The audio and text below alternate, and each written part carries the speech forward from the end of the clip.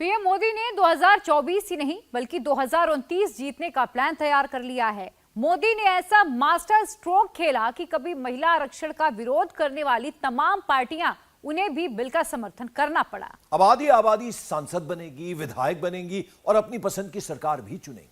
नारी शक्ति वंदन अधिनियम का पहला इंपैक्ट मध्य प्रदेश, राजस्थान और छत्तीसगढ़ के चुनाव में ही दिख जाएगा। सारी पार्टियों के एजेंडे में टॉप पर अब महिलाएं हैं। सबको उनका वोट चाहिए क्योंकि महिलाएं जिधर जाएंगी सरकार उसी की बनेगी। Honorable members, the motion is adopted by a majority of the total membership of the House.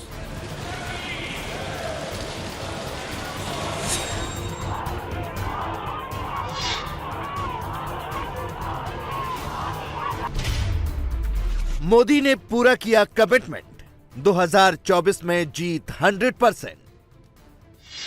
ये हमारा कमिटमेंट था और आज हमने उसे पूरा कर दिया। खत्म हुआ 27 साल का इंतजार, अब महिला शक्ति बनाएगी सरकार। जिस बात को देश को पिछले कई दशकों से इंतजार था, वो सपना अब सच हुआ है। महिला आरक्षण बिल 2024 और उससे पहले होने वाले चुनावों के लिए गेम चेंजर साबित होने जा रहा है। बीजेपी देश भर में कैंपेन चलाने की तैयारी में है। पार्टी बूथ लेवल तक पहुंचेगी और महिलाओं को बताएगी कि महिला सशक्तिकरण को मोदी ही मुमकिन कर सकता है।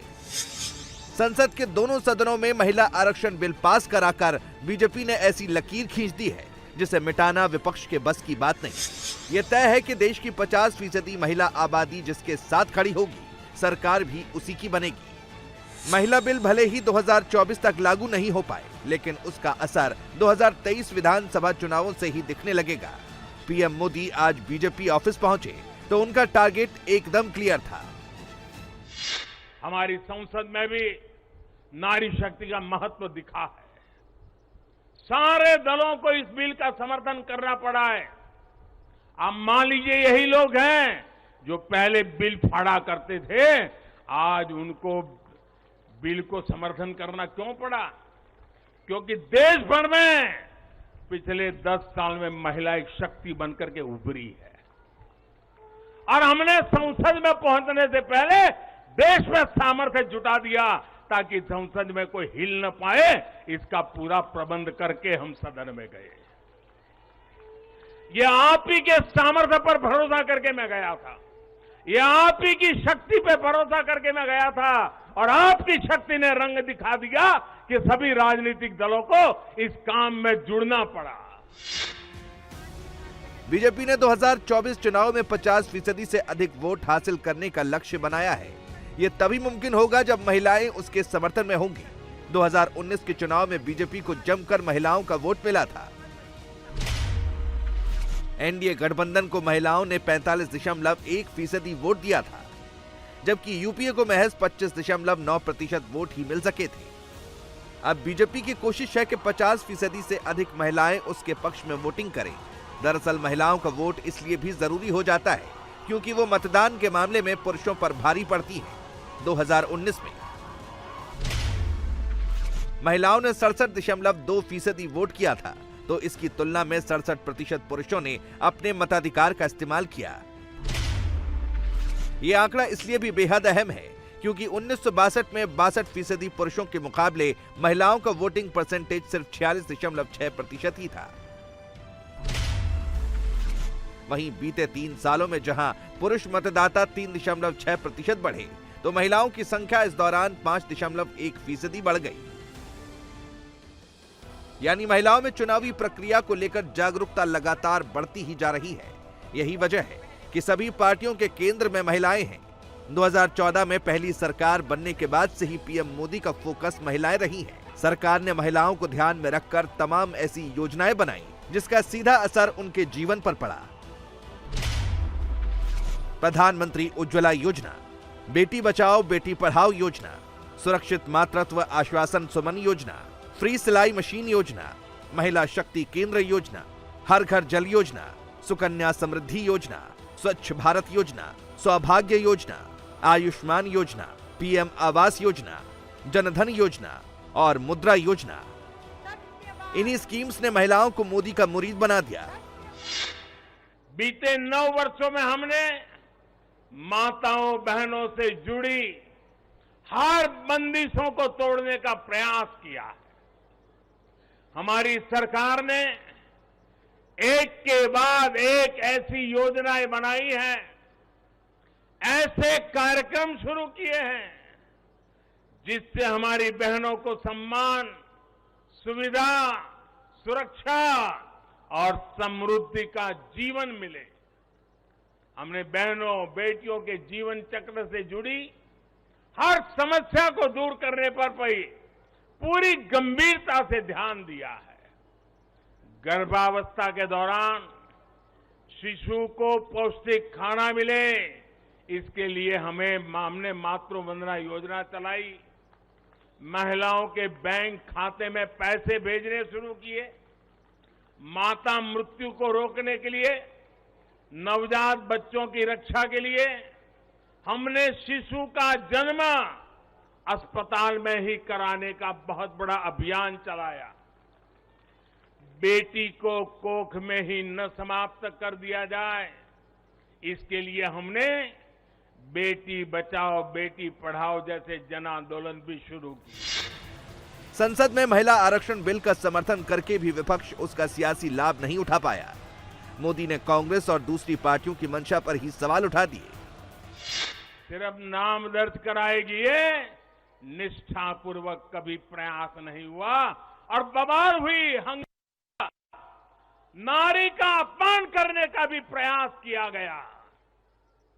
मैं तो कल भी, सबने वोट तो दिया, लेकिन कुछ लोगों को इस में तकलीफ थी कि नारी शक्ति वंदना शब्द क्यों लाए हो। क्या इस देश की नारी को वंदन करना चाहिए कि नहीं करना चाहिए? क्या माताओं बहनों को प्रणाम करना चाहिए कि नहीं बहना चाहिए?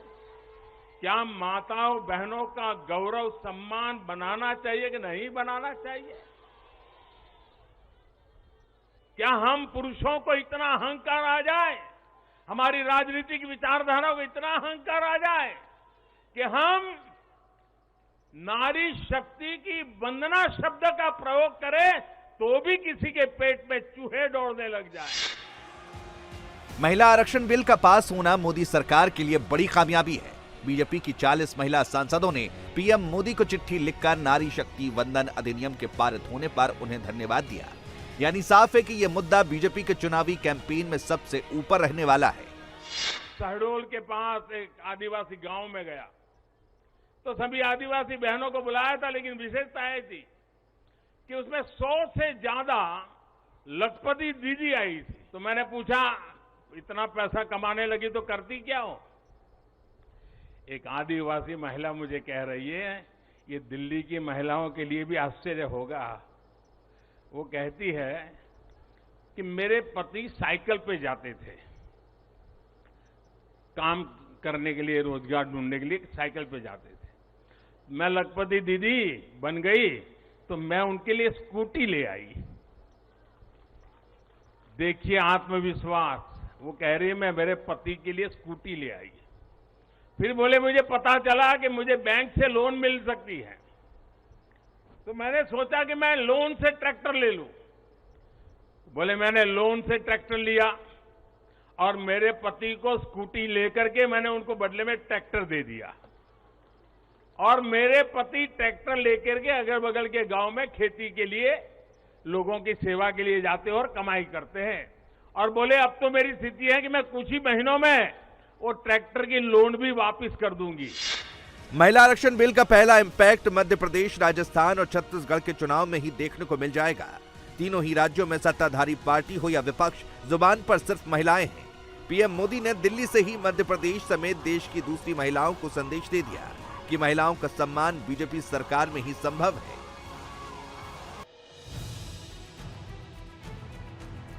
तीनों राज्यों में महिलाओं के लिए एक के बाद एक स्कीम्स का ऐलान हो रहा है। मध्य प्रदेश में बीजेपी की सरकार है तो राजस्थान और छत्तीसगढ़ में कांग्रेस सत्ता पर काबिज है।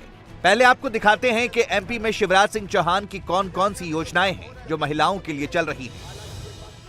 लाडली बहना योजना, कन्यादान योजना, लाडली लक्ष्मी योजना, जननी योजना, महिला मजदूरों को प्रसव पर आर्थिक सहायता, छात्राओं को मुफ्त साइकिल, छात्राओं को मुफ्त स्कूल ड्रेस, छात्राओं को छात्रवृत्ति और बुजुर्ग महिलाओं को तीर्थ दर्शन।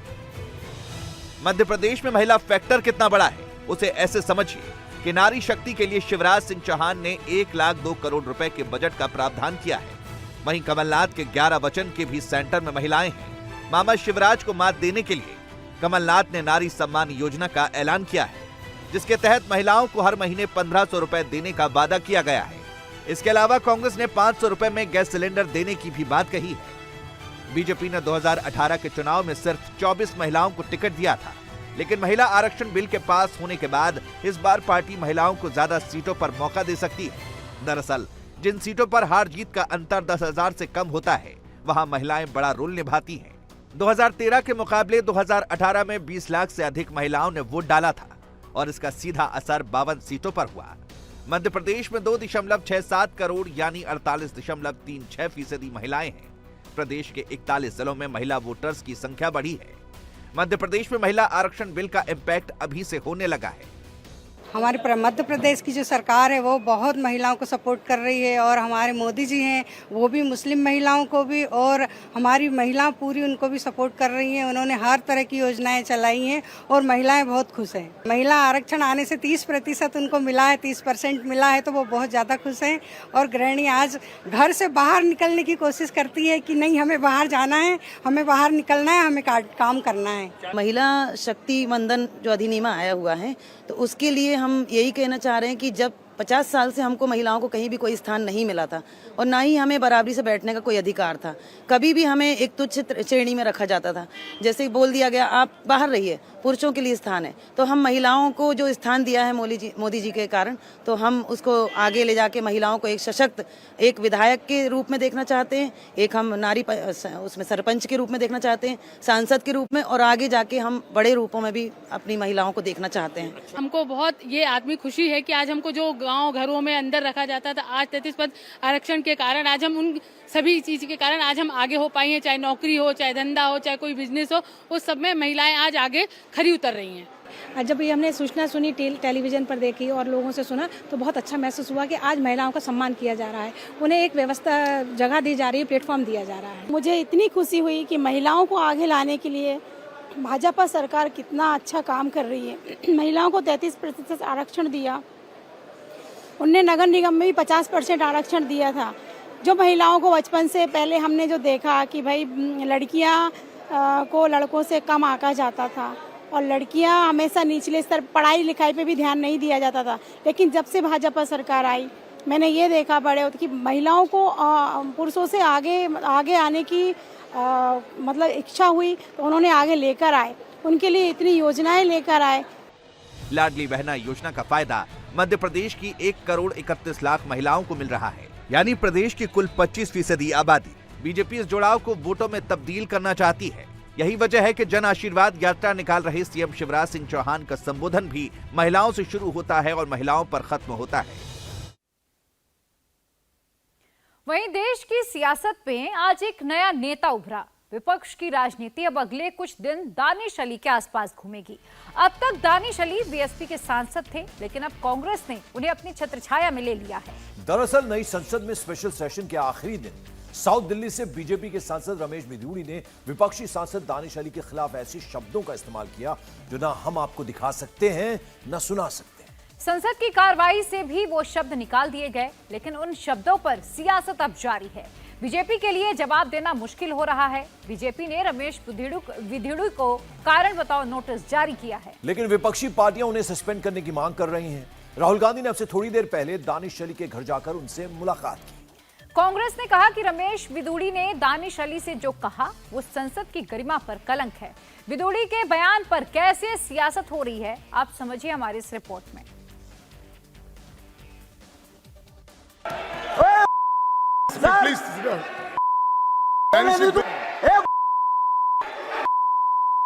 Sir ji please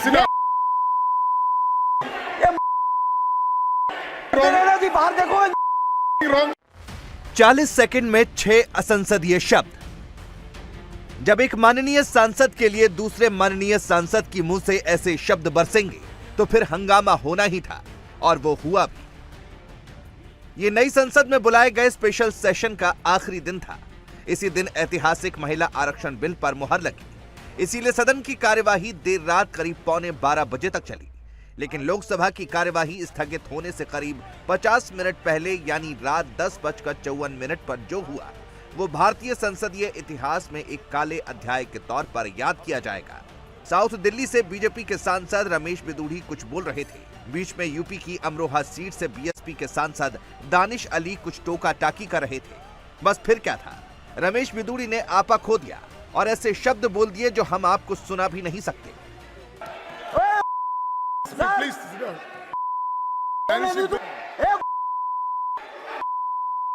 sir ji please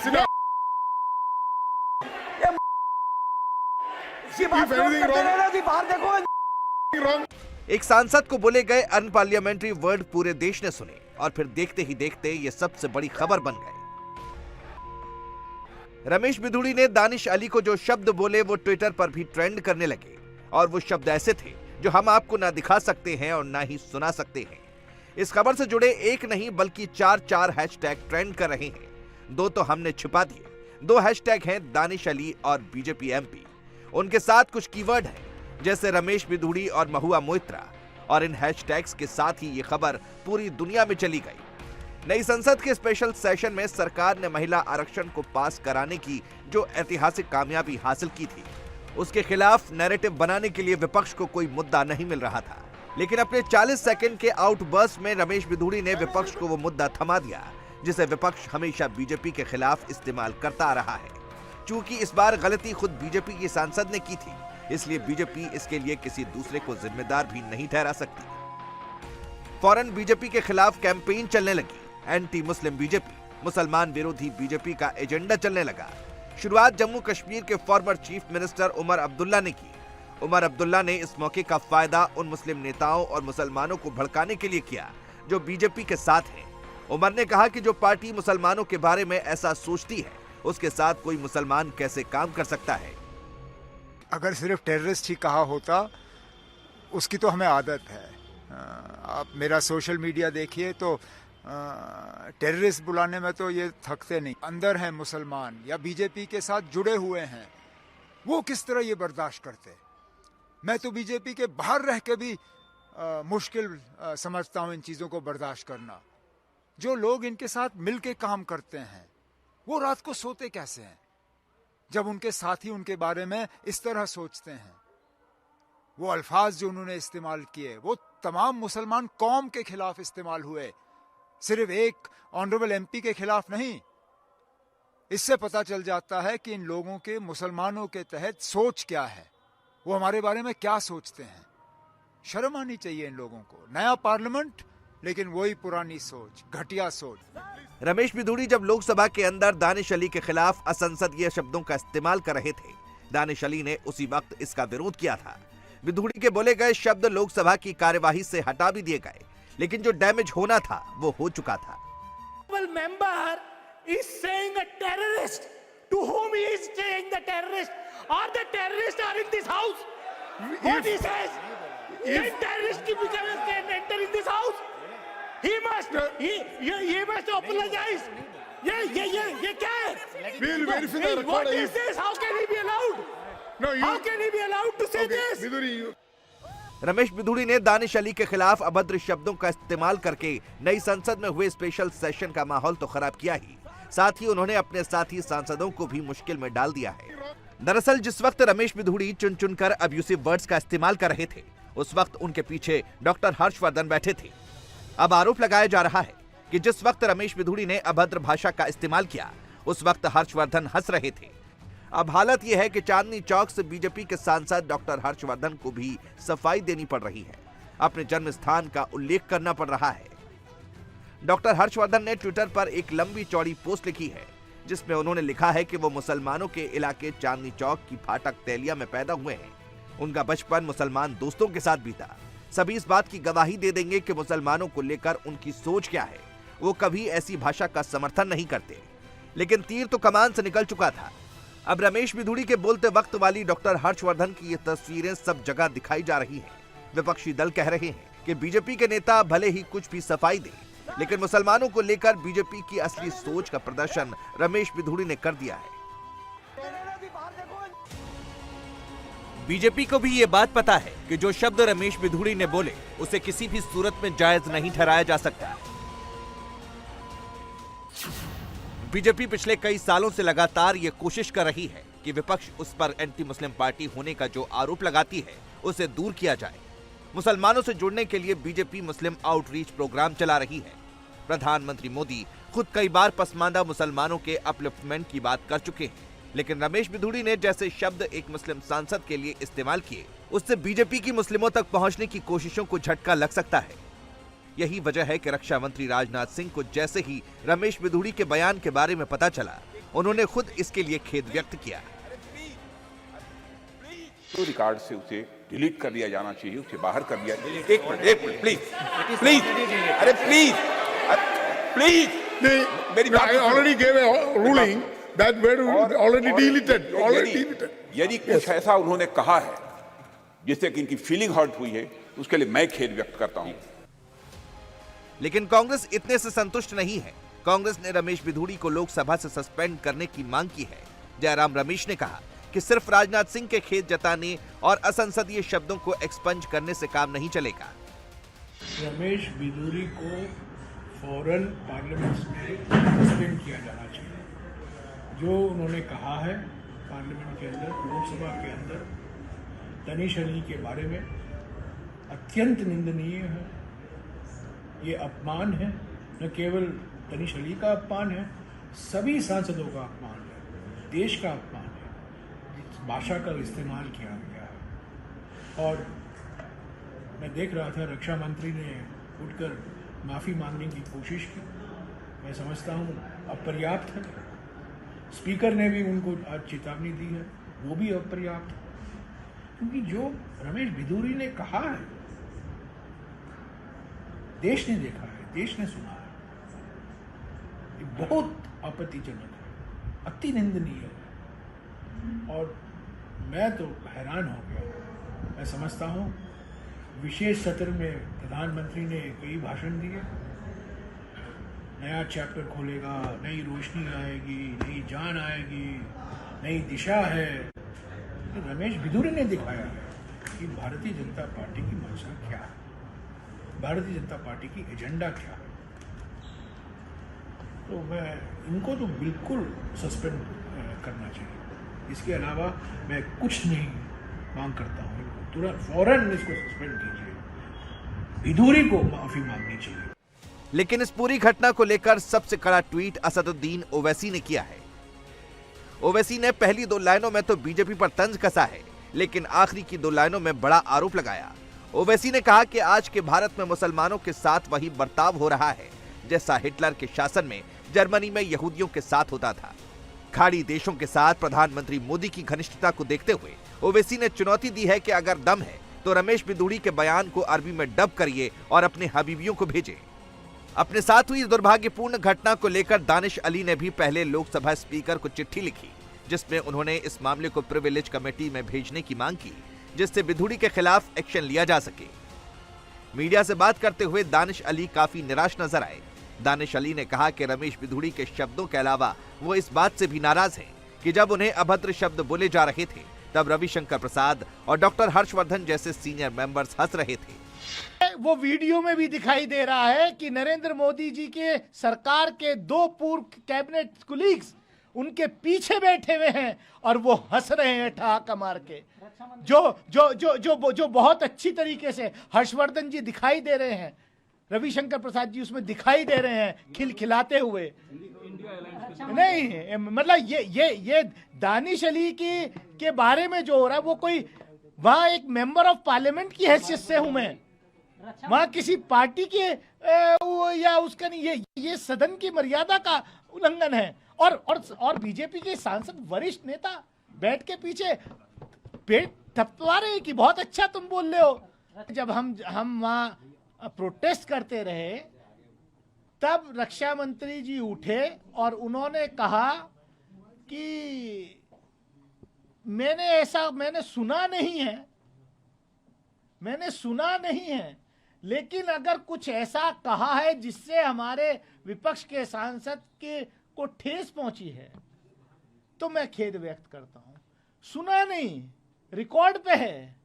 अगर कहा है तो मेरे पास उस सदन को छोड़ने के अलावा और कुछ नहीं है, क्योंकि मैं क्या क्या छोड़ूं। उस सांसद ने तो ये भी कहा कि बाहर निकल देखता हूं। मैं किसके पास जाऊं सुरक्षा के लिए, मैं किसके पास जाऊं प्रोटेक्शन के लिए। दानिश अली की नाराजगी जायज है। रमेश बिधूड़ी ने जो शब्द इस्तेमाल किए वो एक माननीय सांसद के लिए ही नहीं बल्कि किसी के लिए भी इस्तेमाल नहीं किए जाने चाहिए। हाल ही में भारत ने G20 समिट का सफल आयोजन किया था। पूरी दुनिया में भारत की वाहवाही हुई थी और अब इस बयान के बहाने विपक्ष इस सारी पॉजिटिविटी पर सवाल उठा रहा है और कह रहा है कि बीजेपी की असलियत रमेश बिधूड़ी ही सामने लाए हैं।